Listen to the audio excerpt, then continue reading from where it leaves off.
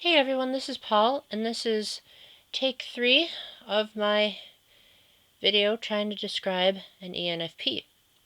And you may be wondering, Paul, why is it that you are describing how many takes it's taken for you to make the video? Well, it almost seems like when you talk about a type enough, you begin talking like one. So when I was talking about the INFJ in the video, I sort of had that whole inward plan for how to address how an INFJ is like as an ISTJ. But when I was talking about ENFPs in my previous 2 takes, my thoughts were kind of going all over the place, just like an ENFP does. So on this 3rd take, I think I'm going to try to keep it simple, describing how, from an ISTJ's perspective, why ENFPs are just so ridiculously lovable all the time. And I'm going to start because they are always, well, I guess I would classify it by my 2 friends, who both happen to be ENFP, and they also happen to be really good friends of each other, so much so that I often tell my parents, like, hey, this is the male/female version of the other one, because they're so alike. I mean, there's subtle differences, because we all know that each Myers-Brigg letter has certain fluctuations. For instance, I'm the weakest on the T/F scale, but the strongest on the J/P scale. There's no way I could be mistyped as a perceiving type if you knew me in person. So what I love about ENFPs is that I love how they're very adaptable, and I admit sometimes that can be a little bit annoying because that adaptability also means that they're occasionally forgetful. Like, they might forget that I sent them a text, or they might forget that I said something offensive at the last hangout. Scratch that, that's pretty awesome. Or we might be about to execute a plan in the hangout and they'll totally forget their cue, something like that.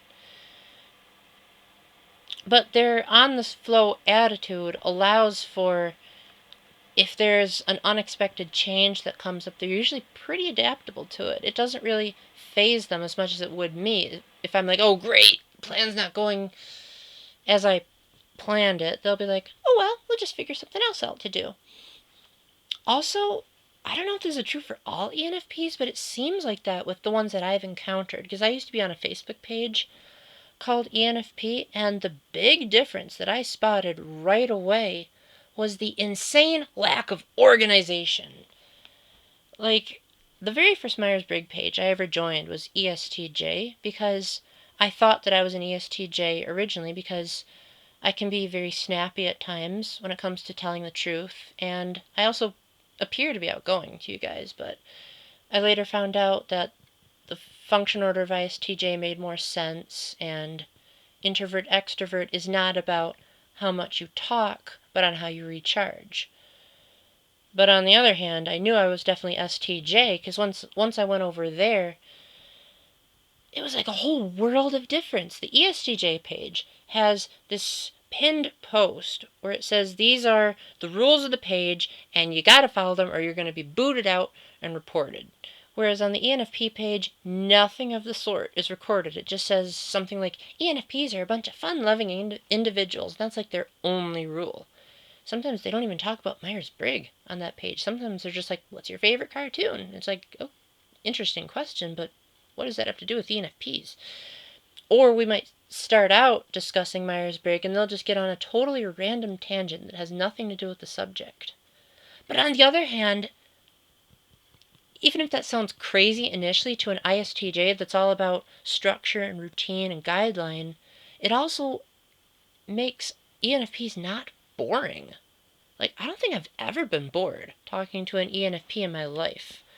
Because I know I've talked to 1 or 2 other ISTJs, and if we're not talking about something deep and intellectual, they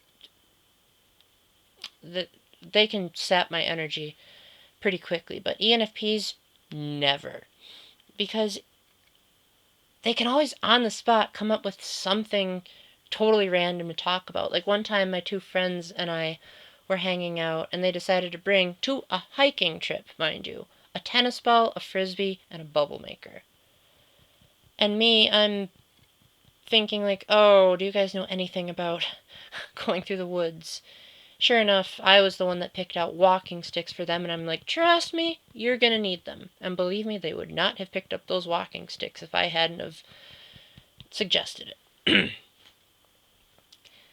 Also, talking on the phone with an ENFP is one of the most fascinating things I've ever done. It doesn't happen very often because oftentimes remembering to talk on the phone can be a chore, but when it happens, like my natural inclination when I talk on the phone with anyone is to have an exchange of information. I tell them what's going on with me, they tell me what's going on with them. For an ENFP, they seem to be okay if the conversation is one-sided. I'll call up on the phone and I'll be like, hey, Danielle, how's it going? And she'd be like, I want to hear all about your greatest news, Paul. Tell me absolutely everything that's going on in your life. And I'd be like, oh, you don't want to tell me what's going on with you? She's like, oh, I'm doing okay, but you're much more interesting. And this isn't like romantic love or anything, because I know some of you might be thinking, oh, she's flirting with you, Paul, but that's just how ENFPs are, because the guy is the exact same way when he calls. He's like, Paul, buddy, what's new with you? So it's not a gender thing, it's just an ENFP thing. They love hearing about other people more than they do talking about themselves. But on the other hand, I said before that we shared the same functions, or maybe I said that in a different take, but we shared the same functions, but they're in a different order. So they have secondary introverted feeling, whereas for an ISTJ, we have tertiary introverted feeling. So for them, they're very, very interested in how people feel. As I said in my INFJ video, feelings also define like our value system. So ENFPs, despite being perceiving types, they can be quite J-like when it comes to defending their beliefs. They also are considered the most introspective of the extroverts because I think besides the ENFJ, if I'm not mistaken, they need the most alone time out of the extrovert types. And that's not to say that they're quiet, because they're certainly not, but they definitely can tend to have that zoned out look where they get deep in thought way more than most of my extrovert friends do, or any other extrovert I've seen like anywhere. And I think that's good because that allows them to recenter themselves and not just be so over the top scatterbrained that my friend and I were once reading a book called The 12 Types of Girls, and we pointed to our ENFP friend and you're like, oh, she's the definition of the airhead. And because she's a feeling type, she got offended, but my friends and I meant it to be a compliment because, you know, even though ENFPs may be stereotyped as being overly klutzy and like having to put their foot in their mouth because they don't realize what they're saying until they say it, when they put their mind to it, they can be surprisingly thoughtful. Like, ENFPs just want to smother you with love. Like, oftentimes if I'm feeling unloved, all I have to do is just call up my friend and say, I'm feeling terrible. And she'll just instantly just overload me for like 5 minutes straight with, Paul, you're this wonderful, amazing, awesome individual. And that's just, I mean, even to a thinking type, that just warms a fella's heart. And when you're like really serious about an issue, they get serious too. Like, you could be saying, okay, I just had a really horrible day. And they'll all of a sudden be like, oh, tell me about it. And they almost become ISTJ-like in the way that they tackle the problem. Because they can be surprisingly practical. Because don't forget, extroverted feeling is their tertiary function. So it may not be the go-to function like it is for an ISTJ, but it works surprisingly well when they use it. They can often be very rational, very considerate. There was one time I was trying to get over a friend of mine, like, sort of dropping out of my life. You may have noticed that tends to happen a lot. And she offered some surprisingly practical advice that I would have expected me to say to her if it was the other way around. So just because you're not a thinking type doesn't mean you can't use thinking. So in conclusion, I really hope that an ENFP will spot this video because I love talking to you guys. And if you're not an ENFP, hope you've learned a lot about this fascinating Myers-Brigg type. And until then, stay epic, keep the faith, and God bless.